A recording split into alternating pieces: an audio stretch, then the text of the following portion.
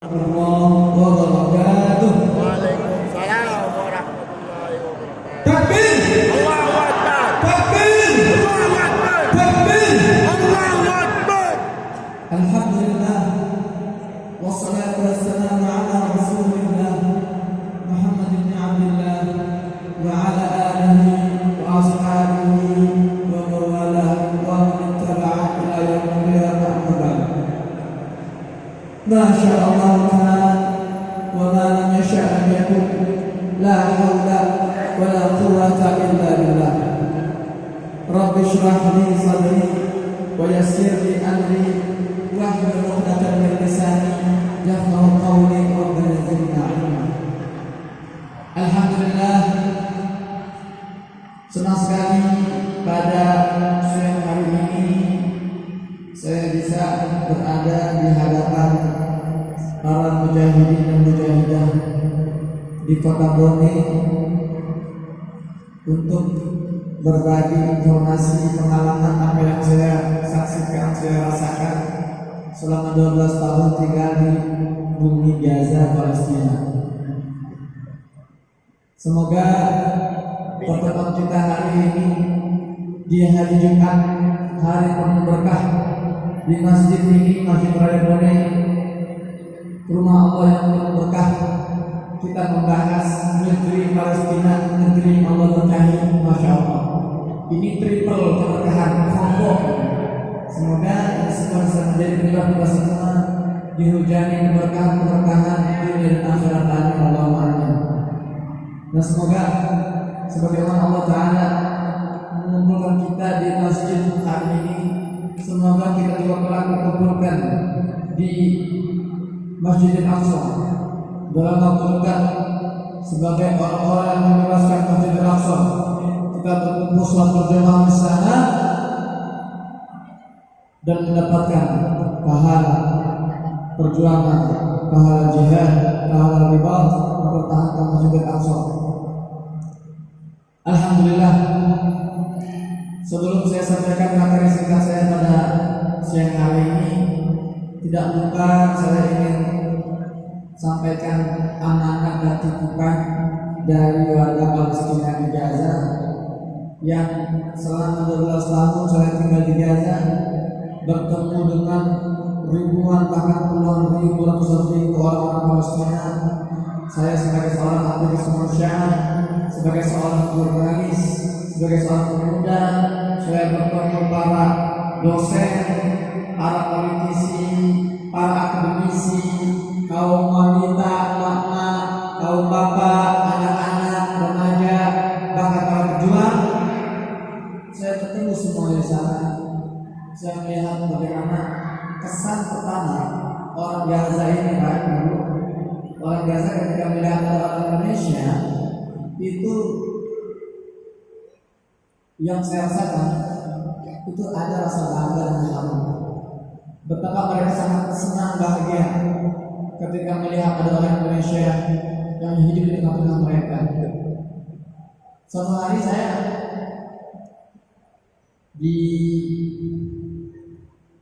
tanggal 10 ya, atau tanggal 9 November, saya mendatangi sebuah asar di kota Phoenix, Gaza bagian selatan.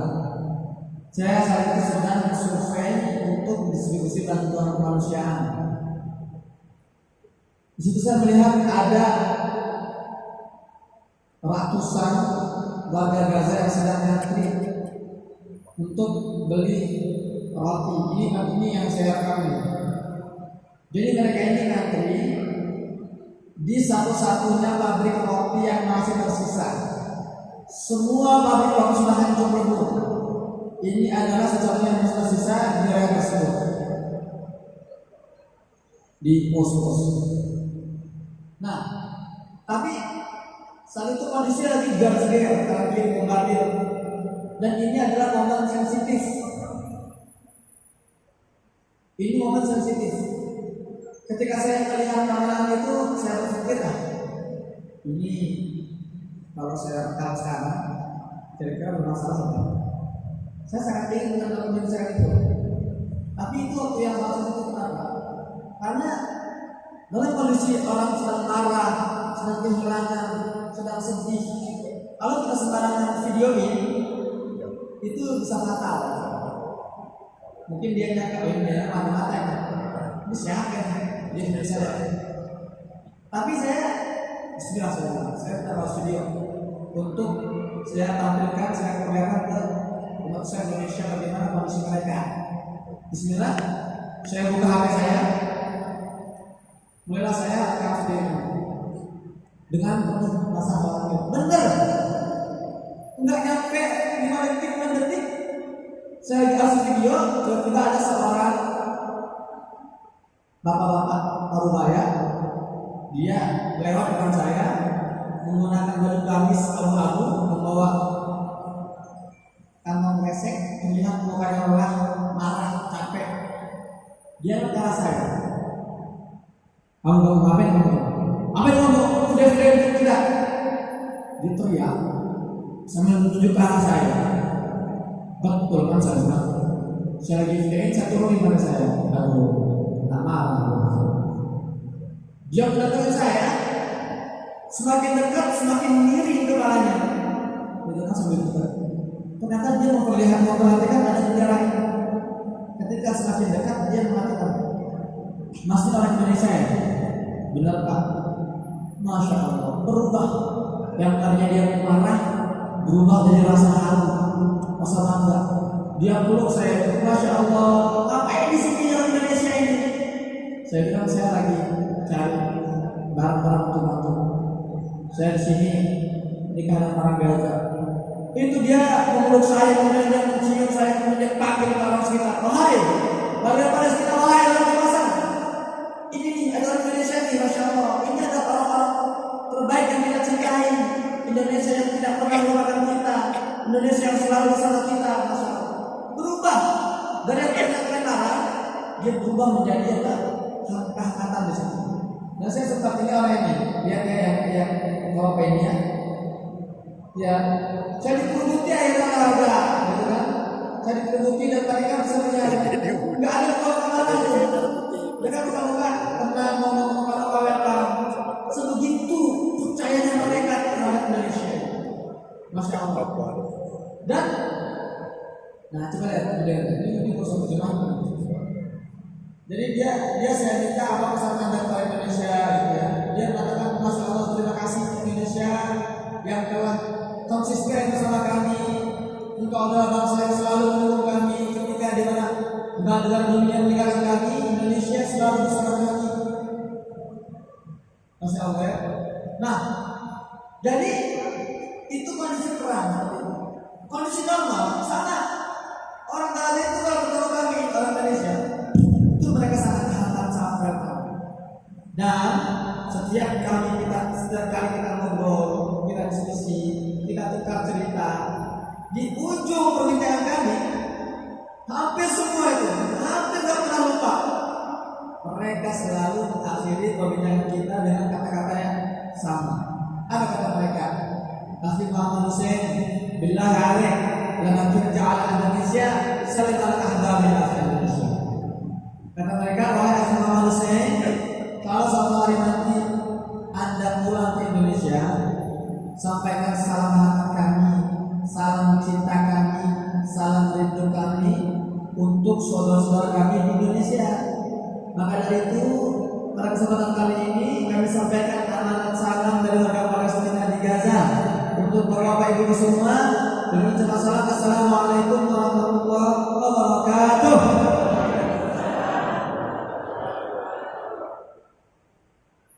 Para hadirin hadirat yang muliakan, kesalahan terbesar umat Islam hari ini adalah menganggap bahwa yang terjadi di Palestina ini adalah urusan umat Islam itu saja. Kita orang Indonesia hanya sekedar bantu, sekedarnya. Yang penting kita sudah ngasih bantuan, ngasih gugur kewajiban kita. Ini kekeliruan terbesar kita. Padahal Allah SWT sudah jelaskan secara detail, secara gamblang dalam surat Al-Isra Allah berfirman,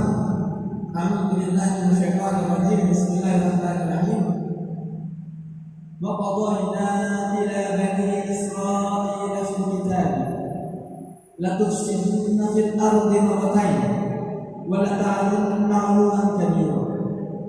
Allah firman, dan kami sudah menetapkan dalam kitab Taurat bahwa Bani Israil ini akan melakukan kerusakan level dunia dan mereka akan sombong sesombong-sombongnya. Jadi yang sedang dirusak oleh orang Israel ini itu bukan orang Palestina, tapi dunia. Kita adalah objek kerusakan yang dilakukan oleh zaman Israel. Memang tentara Israel itu mengambil kita, tapi kerusakan yang nyata sekali. Kerusakan terhadap pemikiran anak kita, kerusakan terhadap mental akhlak anak kita, itu mereka yang diambil. Nah, kapan kerusakan fisiknya yang ada kita? Itu ambisi mereka juga. Kenapa jalur Gaza? Kan pertanyaan penting. Ustaz, kenapa selalu Gaza yang bulan-bulanan? Palestina ini Pak, Ibu, Palestina ini luasnya itu 78.000 km persegi luas. Gaza itu cuma satu kecamatan kecil di Palestina. Saya mau cek luas berapa berapa? Ada yang tahu? Luas kota Bogor. Ya, 4.000. Ya, 4.000 ya. Masya Allah. 4.529. Hitungan 4.600 lah ya. Gaza ini luasnya cuma 360 km persegi. Kecil sekali itu. 9%-nya boleh. Masya Allah. Tapi kenapa kau selalu Gaza? Itu lagi yang Islam. Ada apa dengan Gaza ini? Apa rasa Gaza ini? Dalam satu wawancara antara seorang wartawan yang bertanya kepada Perdana Menteri Israel yang pertama yang bernama David Ben-Gurion, si wartawan ditanya, wahai Bapak David, kami kok memperhatikan ini batas Israel dari hari ke hari terus meluas, terus melebar. Ini yang Israel yang penting nih, mungkin terus meluas sampai mencapai seluruh Palestina. Itu kami terasa sebetulnya di mana sih? Di manakah batas wilayah Israel itu ujungnya? Apa jawaban Ben-Gurion? Batas wilayah negara Israel itu sejauh yang bisa dijangkau oleh tentara kami. Itulah ambisi mereka. Tapi hari ini tentara mereka tidak bisa menjangkau negara-negara luar Palestina. Karena hari ini tentara Israel masih tersandung, terbentur oleh satu batu yang sangat kokoh yang bernama Gaza. Ini Gaza nih. Ini sekecil ini Gaza nih. Jadi Gaza lah yang sekarang sedang menjadi benteng pertahanan terakhir Islam.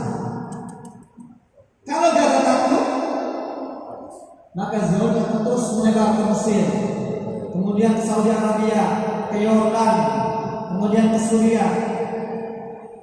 Jadi itu bahkan kalau tentara Israel ini bisa menjangkau Sulawesi Selatan, bukan tidak mungkin mereka juga akan menjajah Borneo.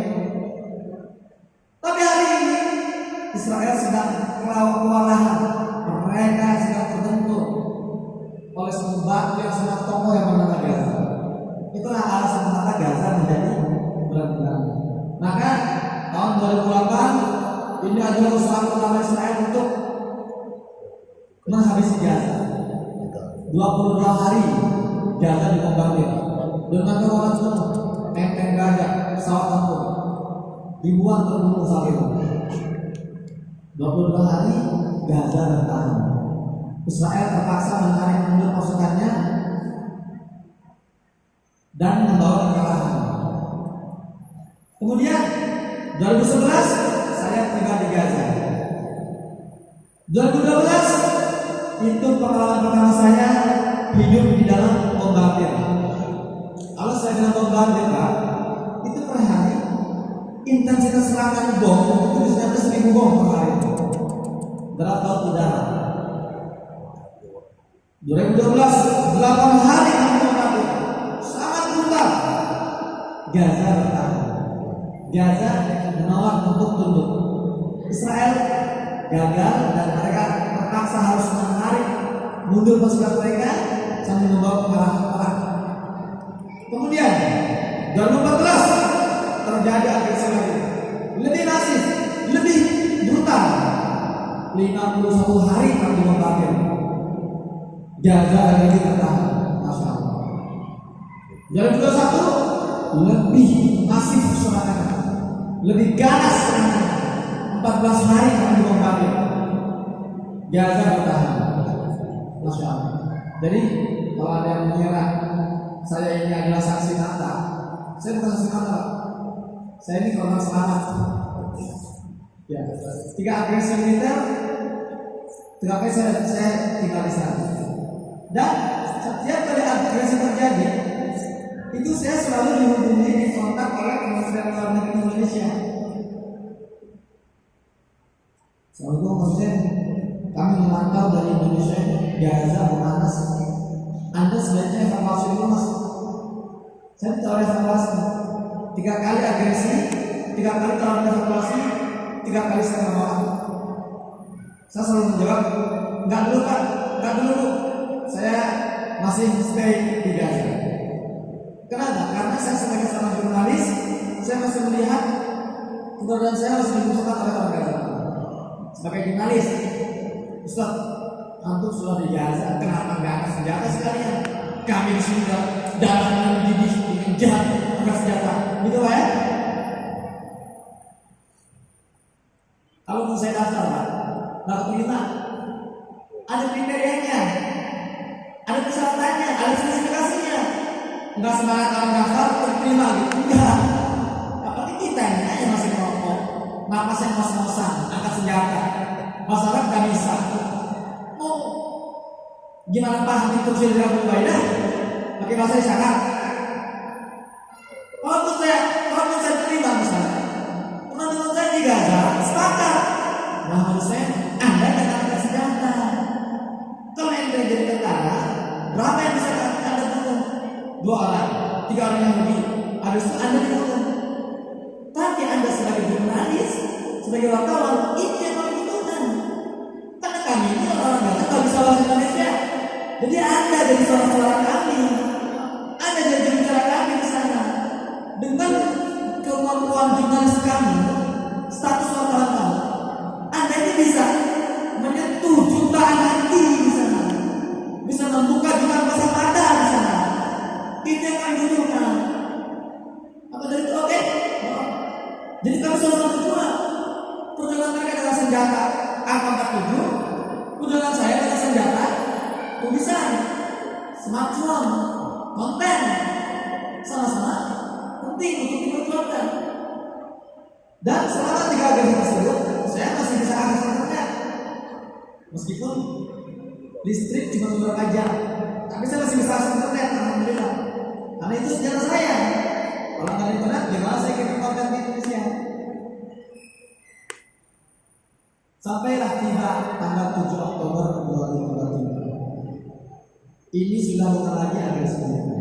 Selama ini 4 agresi sebelumnya Israel selalu menyebutnya operasi militer. 2008, 2012, 2014, 2021. Operasi militer. Tapi kali ini untuk pertama kalinya dalam 50 tahun terakhir, Israel mendeklarasikan status perang. Tapi bukan perang melawan negara, perang melawan semua kecamatan kecil namanya Gaza. Dan Netanyahu Israel tahu kami tidak akan pernah menang lawan Gaza, kalau menangkan kekuatan sendiri.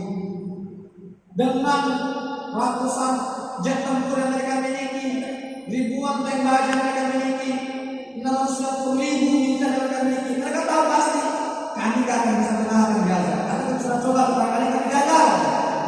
Maka kali ini mereka tanpa rasa malu, terang-terangan mereka mengemis bantuan militer ke Amerika, ke Inggris, ke Jerman. Untuk apa? Membackup serangan ke Gaza.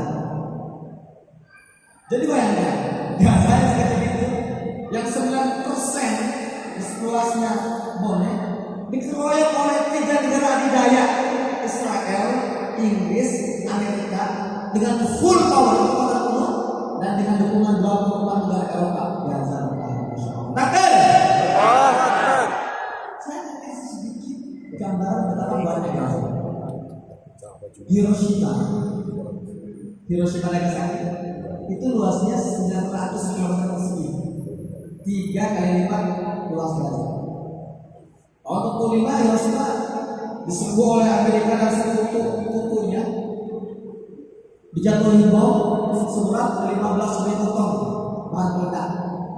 Hanya pada 6 hari Hiroshima mengangkat bendera putih. Mereka menyerah.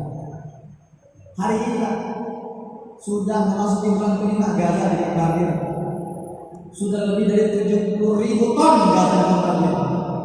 Gaza bertahan. Gaza belum. Masya Allah.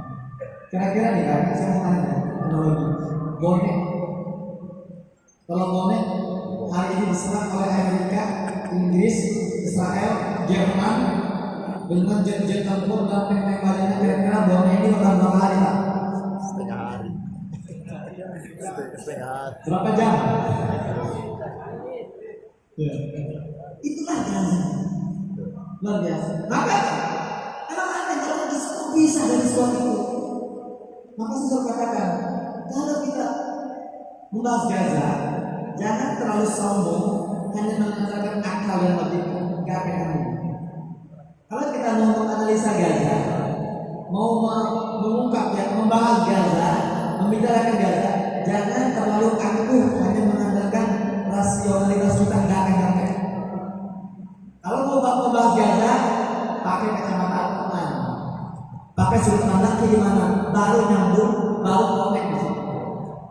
Jadi akhirnya tanggal 7 Oktober ini mereka deklarasikan perang dan di hari pertama internet diputus, listrik dicabut oleh mereka rusak. Gaza dibombardir secara brutal. Memang Israel tak punya perang, tapi di medan perang, di medan pertempuran yang saya lihat di Gaza itu mereka menggenosida, mereka membantai anak-anak dan wanita, mereka membantai para wartawan, para awak medis. Kehancuran Gaza hari ini Pak. Ini jangan sudah mampir ke Bone. Hati-hati Pak. Saya jangan rendah siang. Ya. Kehancuran Gaza hari ini Pak sudah melampaui perang dunia kedua. Sudah melampaui kehancuran di Irak, Afghanistan, Suriah setelah digabung itu tidak lebih hancur daripada Gaza hari ini. Maka kali ini saya dihubungi lagi oleh Kementerian Luar Negeri. Assalamualaikum, maksud saya ini benar-benar brutal Mas.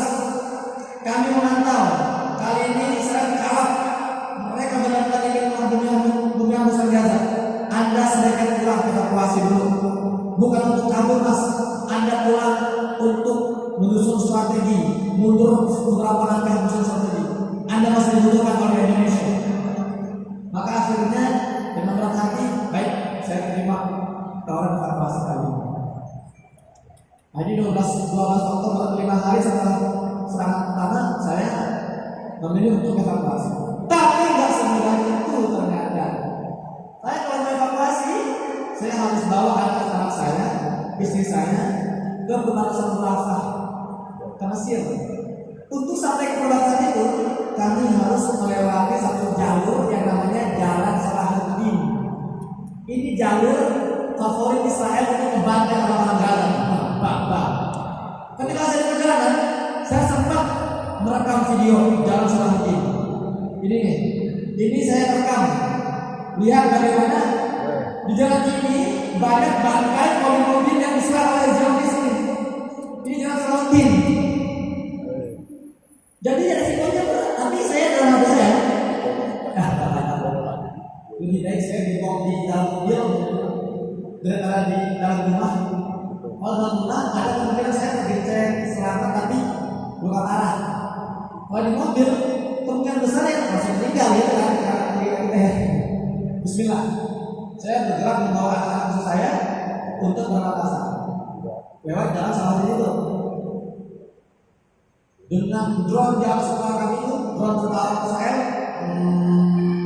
jet tempur di kanan kiri, terus mengendarai mobil itu sampai ketika tiba di perbatasan.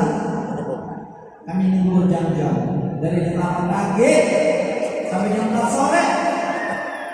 Kami ini haus kelaparan, ternyata nggak bisa tembus. Saya ditolak untuk lewat. Saat itu saya jalan keluar ngomongin. Ngomongin apa yang saya ngomongin lewat dari semua keluarganya, terus lewat saya tidak lewat. Setelah nama saya sudah masuk dalam list. Maksudnya pihak masih ya, nama kamu sudah dalam list daftar. Kalau kamu lewat, kamu bisa lewat. Terus saya tanya, bagaimana cara saya kenapa mereka ada dalam list? Mereka nyusul nanti. Kamu sama dulu. Saya bilang nggak bisa. Saya bilang, masa saya meninggalkan anak saya di Gaza? Saya ini menolak dan saya memilih kembali ke rumah. Lagi melewati jalan selalu ini pulang. Beberapa hari kemudian saya telepon lagi dulu, khususnya Bismillah. Nama antum, nama keluarga sudah siap bergerak terasa sekarang, insya Allah bisa lewat. Saya terasa membawa anak lagi dengan koper-koper beratnya, dengan harapan besar anak saya. Alhamdulillah, Bapak hari ini kita akan tidur di sini ya, nggak akan lagi dengan selamat ya. Siap ya, insya Allah. Kita gerak naik masa. Nah, menurut saudara, gagal lagi, nggak boleh lewat lagi. Itu menkan. Saya kembali lagi ke sekolah. Anak saya kan sudah senang sekali tuh dia mau lewat, tapi gagal. Saya kembali ke rumah lagi. Berkali-kali, 4 kali saya gagal terus. Saya sudah lama di mana saya bilang, kayaknya yang ini sudah ditakdirkan saya di Gaza. Dan saya bisa pulang. Sudah beberapa kali gagal kan? Akhirnya tanggal 12 November itu usaha terakhir saya. Kata penuntut, Bismillah, maksudnya kita sudah negosiasi sampai yang terdalam-dalamnya. Insya Allah kamu bisa keluar hari ini. Saya bilang, ini kalau sekarang gagal, saya bilang, gimana ya, dengan saya. Kalau saya habis ini gagal, saya nggak akan keluar lagi. Akhirnya usaha yang pimpinan, saya berhasil keluar. Alhamdulillah. Tanggal 12 November. Setelah 35 hari saya terjebak dalam genosida di Gaza. Sampai di perbatasan saya dijemput oleh tim KBRI, yaitu KBRI yang dijemput saya. Mereka tanya ke saya, maksudnya, alhamdulillah bisa keluar. Gimana rasanya keluar dari Gaza? Apa saya bilang? Raga saya, tubuh saya bisa keluar, tapi hati saya, jiwa saya masih tertinggal di Gaza sampai hari ini. Akhirnya 14 November setelah diurus berkas visa saya, visa masuk Indonesia, tanggal 14 November kami take off, terbang dari Bandara Kairo ke Indonesia. Tanggal 15 November landing di Tangerang Soekarno-Hatta, Bandara Soekarno-Hatta. Ketika kami landing, pesawat landing mendarat, pesan WhatsApp masuk ke HP saya, banyak pesan WhatsApp. Lalu dan saya pesan dari kakak saya di grup keluarga. Apa kata kakak saya? Kamu kan baru tiba di Indonesia, baru keluar dari tempat konflik berdarah, baru selamat dari perang. Ini sudah banyak media televisi, radio ngantri pada mau wawancara. Sudah banyak masjid-masjid, podcast minta kamu datang. Tapi kami sekeluarga sepakat kamu istirahat dulu 3 hari. Habis itu baru serahkan, terima semua kawan-kawan. Ketika saya melihat mereka istirahat, saya gede kepala, saya bilang, berani saya mesti istirahat sekarang. Sementara teman-teman saya di Gaza dibombardir, dibantai, dan mereka tidak dikasih waktu istirahat. Berani saya istirahat sekarang. Sementara keluarga saya, saudara saya di Gaza dibunuhi, dihujani bom, dan mereka tidak ada waktu istirahat. Saya bilang, tidak, terima semua. Saya pulang ke Indonesia bukan untuk istirahat, bukan untuk healing, bukan untuk rekreasi wisata. Saya pulang ke Indonesia untuk melanjutkan perjuangan yang belum selesai. Alhamdulillah, akhirnya saya sudah masuk talkshow Jawa Barat, Jawa Tengah, Jawa Timur, Sumatera, semua saya lewati itu. Dan kemarin saya tiba di Sumatera Selatan. Alhamdulillah. Untuk apa? Untuk menyampaikan pesan bahwa kita berkumpul hari di sini bukan untuk menangis di Gaza. Kita berkumpul bukan untuk meratapi duka Gaza, bukan untuk meratapi penderitaan Gaza. Bukan. Kita berkumpul hari ini untuk berterima kasih kepada Gaza yang telah mempertahankan kehormatan kita semua, yang telah menjadi benteng pertahanan kita selama bertahun-tahun, yang telah mewakili perjuangan kita yang selama ini tertidur, pulas, lalai, lupa. Terima kasih wahai Gaza, karena Engkau telah membangunkan kami dari tidur kami yang panjang. Engkau telah menyadarkan kami dari kelalaian kami selama ini. Wahai kaum kita di Gaza, terima kasih karena Engkau sudah mewakili kami, kaum pria. Harusnya hari ini kami yang berhubungan darah di Gaza mengangkat senjata melawan penduduk Israel. Namun karena kami sedang hidup terhina, karena kami sedang hidup tertindas, perjuangan kami sedang mewakili wahai kaum kita di Gaza. Engkau berjuang dengan mengorbankan darah, nyawa kalian, anak-anak kalian, harta kalian. Maka kita berkumpul hari di sini untuk bersama-sama menunjukkan kehormatan rasa hormat kita kepada warga Gaza. Kita menunjukkan penghargaan kita kepada warga Gaza yang sedang memperjuangkan kita semua dengan mengorbankan darah dan nyawa mereka. Takbir! Allahu Akbar. Maka jangan berpikir sekali-kali di sini bahwa ini adalah perjuangan mereka. Ini adalah perjuangan kita semua. Ini adalah kewajiban kita semua. Ada sebuah hadis dari Abu Hurairah. Ini hadis sangat viral, selalu dibaca di berbagai kajian. Kita semua pasti pernah dengar hadis ini. Izinkan saya membaca hadis ini dan mengajak kita semua untuk melihat dari dimensi yang berbeda. Dari Abu Hurairah berkata, bersabda Nabi Muhammad SAW, la tushaddu rihal illa thalathah masajid. Kata Nabi SAW, wahai umatku, jangan kalian memaksakan diri pergi jauh-jauh, keluar rumah jauh-jauh, kecuali kalian mau mengunjungi 3 masjid mulia ini. Yang pertama Al-Masjidil Haram di mana? Di Makkah. Kedua Masjid Nabawi di mana? Madinah. Yang ketiga Masjidil Aqsa di Palestina.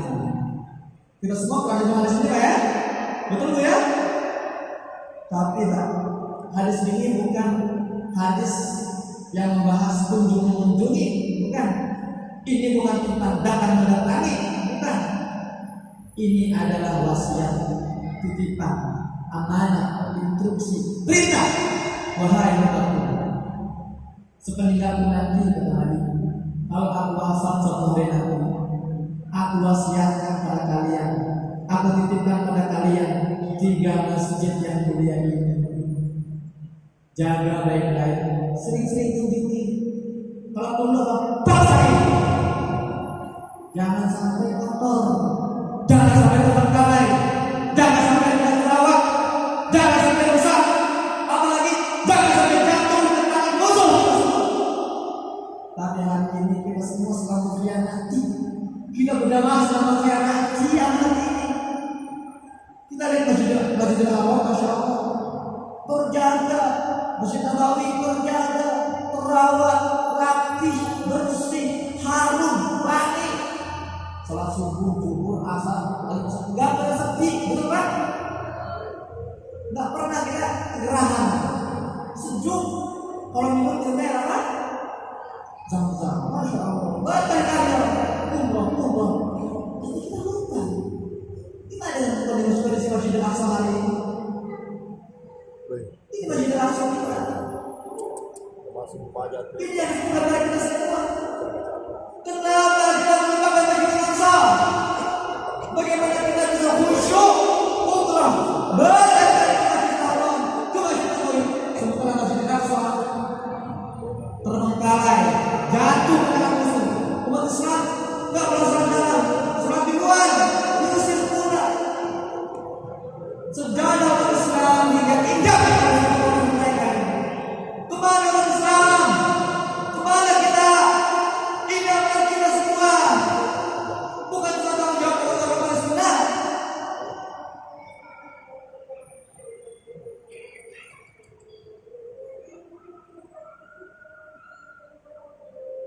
Kok bisa kalau saya mengatakan ini bukan urusan kami, ini urusan mereka? Kok bisa? Batal diselamatkan orang masjid itu. Karena masjid ini bukan dari kita semua. Dibakar rusaknya, ditembaki oleh jemaahnya. Kita itu berperan dalam jatuhnya musuh. Maka sudah saatnya kita bangun. Kita berkali-kali mengadakan peringatan Isra Mi'raj, berkali-kali setiap tahun. Jangan bicara tentang pertama sholat ketika Isra Mi'raj. Peringatan Isra Mi'raj membahas mukjizat Isra Mi'raj, itu aja. Isra Mi'raj ini, peringatan ini, kita jadikan momen bahwa kita masih punya hutang besar Masjid Aqsa yang harus kita jelaskan itu semua.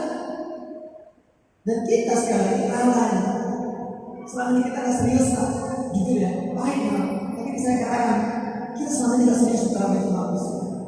Angin-anginan, donasi Palestina itu setahun sekali, ada setahun sekali, atau setahun 2 kali. Saya pulang dari Gaza, diminta misi di sebuah kajian di Jakarta. Setelah kajian saya dikasih tiket gratis umroh. Ustaz, saya akan start umroh gratis untuk Anda dan istri. Saya bilang, bagaimana saya bisa umroh dengan khusyuk sementara di Gaza, Masjid Aqsa diinjak-injak, dirusak, dinodai? Bagaimana saya bisa menunaikan yang sunnah sementara yang wajib terbengkalai? Saya bilang, kalau saya punya uang untuk umroh, enggak akan saya umroh. Saya sudah umroh, sudah selesai. Nah, kalau saya akan lempar ke Gaza, itu lebih mudah. Anak umroh itu sunnah, sementara membantu perjuangan sebagai Muslim itu wajib. Dan ini yang kita pahami sekarang.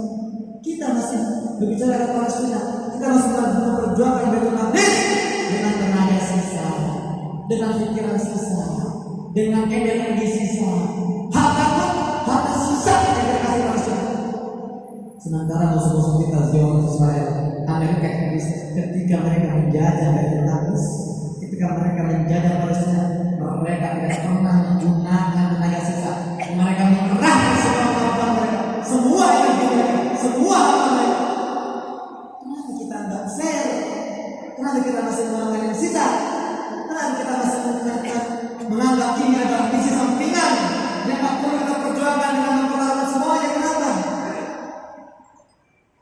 Maka momen hari ini semoga bisa menjadi ingat kita semua bahwa kita punya hutang besar, punya anak yang belum kita tunaikan, yaitu apa? Perjuangan Baitul Maqdis dengan semua yang bisa kita lakukan, tenaga maksimal. Kita all out. Kita disinilah kita harus memfokuskan tenaga kita, menguras tenaga kita. Untuk apa? Mengembalikan Masjid Aqsa ke pangkuan manusia. Kenapa hari ini manusia tertindas, terhina, terjajah di Afghanistan, di Irak terjajah, tertindas kita, di Uyghur Cina tertindas kita, di Myanmar tertindas kita, di India tertindas kita, tertindas kita. Kenapa? Karena ternyata hari ini keberkahan Islam sedang tersumbat oleh penjajahan Israel di Palestina dengan Masjid Aqsa. Maka untuk mengembalikan kemuliaan Islam, untuk mengembalikan kejayaan Islam, caranya adalah mengangkat, mencabut sumbangan itu. Dan itu tidak bisa kita lakukan kalau kita hanya mengandalkan kekuatan sisa, energi sisa bisa. Kita harus all out, totalitas. Dengan itu kita insya Allah dengan kuasa Allah Taala untuk menjadi bagian dalam penjelasan Baitul Maqdis. Makanya mungkin atas setengah jawab di sini ya. Kalau atas setengah jawab saya kembali ke moderator. Demikian dari saya. Assalamualaikum warahmatullahi wabarakatuh.